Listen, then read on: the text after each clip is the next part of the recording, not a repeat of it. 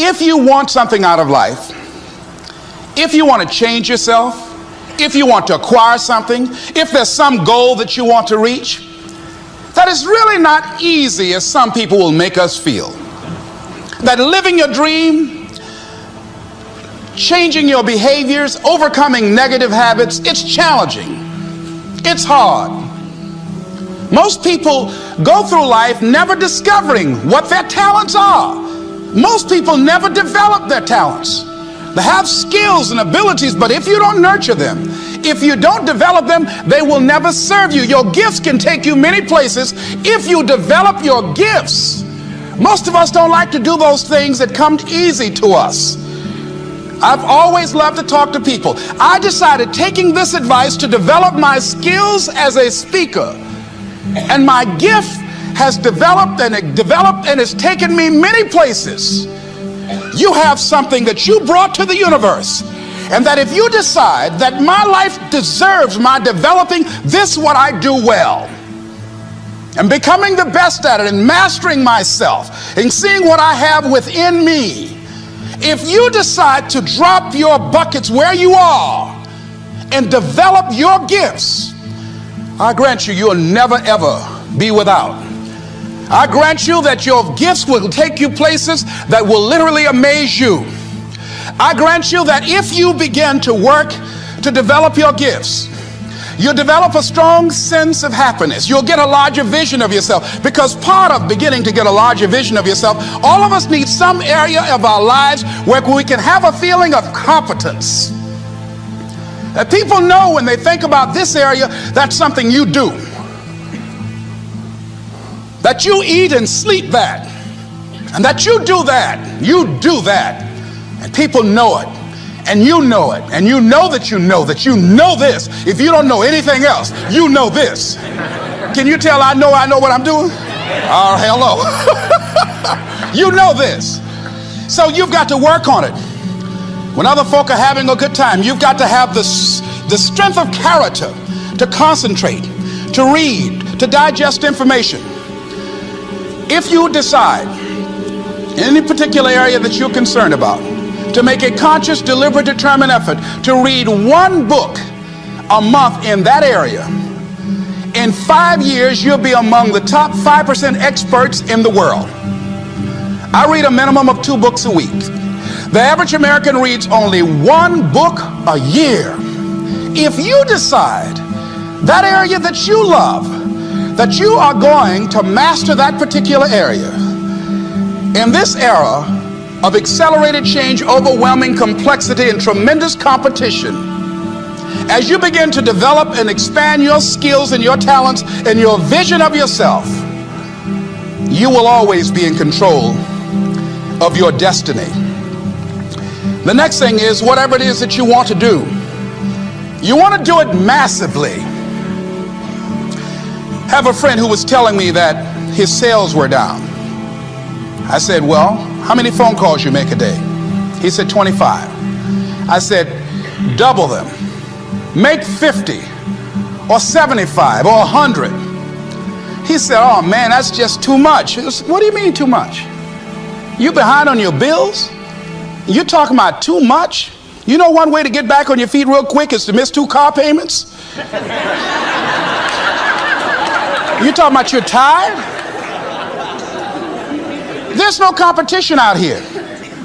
Decide that you're going to push yourself. Most people won't do that. Most people give up on themselves easily. You know the human spirit is powerful. There's nothing as powerful. It's hard to kill the human spirit. They asked Benjamin Disraeli, a man who became the head of a country at a time when Jews were not allowed out after 10 o'clock. They said, how did you do it? How do you achieve it against such great odds? He said, nothing can resist the will of a people that will stake even their existence on the extent of their purpose for good. That when you have a made-up mind, when you decide that you want to do something, I was reading something the other day, he said, the power to hold on in spite of everything, the power to endure, this is the winner's quality. The hunger, the ability to face defeat again and again without giving up. This is a winner's quality. You have that quality within you. When you're hungry, you don't care about the facts. You don't care about the odds. Doug Williams played for the Washington Redskins, quarterback. John Elway of the Denver Broncos in the Super Bowl. Everybody was talking about Elway. After the Super Bowl, when Doug Williams made a historic passing game, they asked him, said, how were you able, in spite of all of the negative publicity saying that you couldn't win, how did you do it? He said, I ignored my critics. I just didn't pay any attention to them.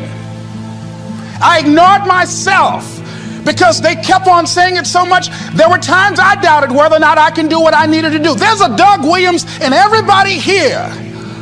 There's greatness in you. And you've got to learn how to tune out the critics outside and the critic inside. And says, I'm going to do this. I'm going to harness my will. And I'm not going to let anything stop me. I deserve this. I'm going to do it until. And this friend, I told him, said, start increasing your calls. I said, I make 100 calls a day. I got a callus in my ear. My ear's kind of dark. You can't see it, but it's there.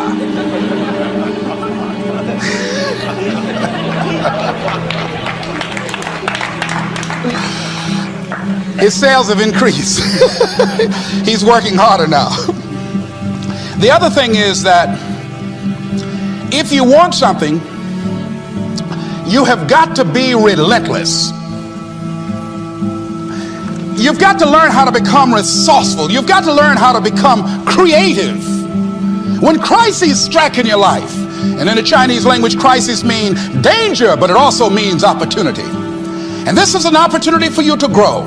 And you've got to be so relentless, regardless of what comes down the pike, that you're always looking for a way to get over, always looking for a way that you can break through, always looking for a way that you can win, always looking for a way that you can strike a telling blow. And pretty soon, I think there's some people watching us in the universe that say, wait, let's call a meeting over here. You know that guy Mustafa? Look at him down there. He won't stop. Just that fool don't know he can't get over. Look here. Why don't we do this? Let him go and let's mess with somebody else. Shit. Let him go on through.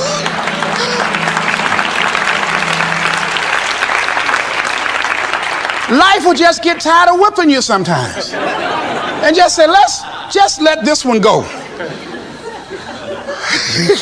I believe this. Now, no one has told me this, but I just kept on kicking.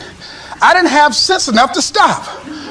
I was intelligently ignorant. I didn't know what I couldn't do. So I just tried anything. And the fascinating thing about life, because you can't get out of it alive, you might as well have a good time, you know? You might as well have a good time. Live your life with passion, with some drive. I was giving a seminar the other day, and I mentioned that I was going to do some training in August with some young teenagers and take about 100 away to a 2 or 3 day camp and wipe them out. Been working on this. So after the speech, one of the parents walked up to me and said, Mr. Brown, I'd like for you to do something for my son. He's not motivated.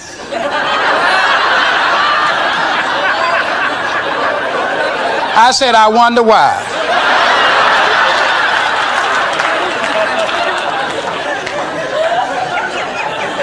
I wonder what's wrong with him.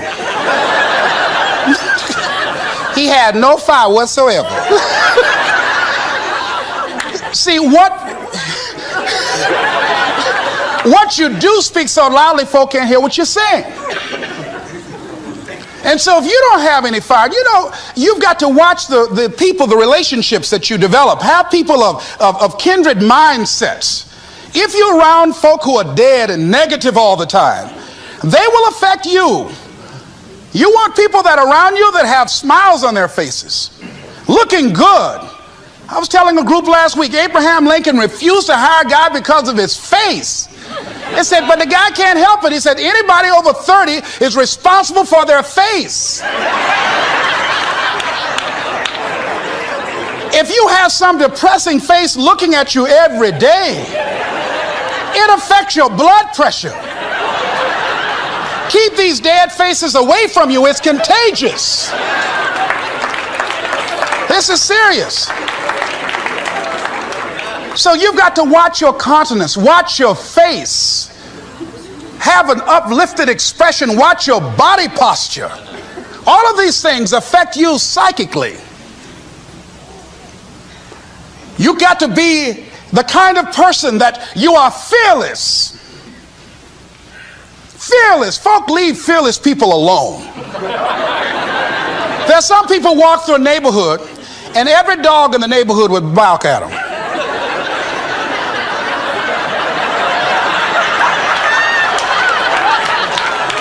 But there's some people come through and ain't nobody gonna mess with this.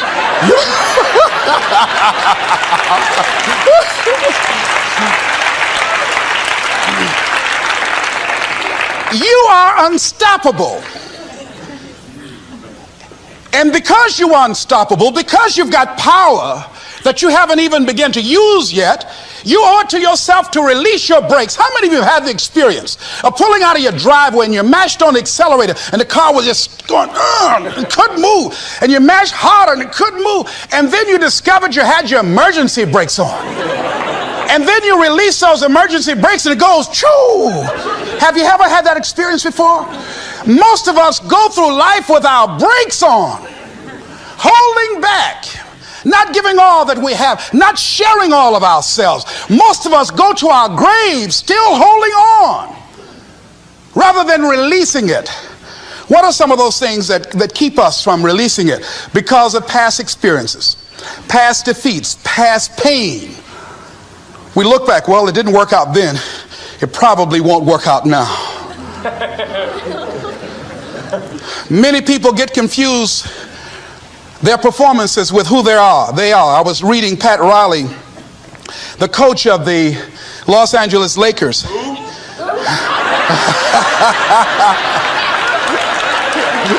But you're going to like this quote here. After the Trailblazers had blown them out of the water, and I'm sure he said this last night, they asked him, how do you feel? He said, tonight we were exposed for what we are right now.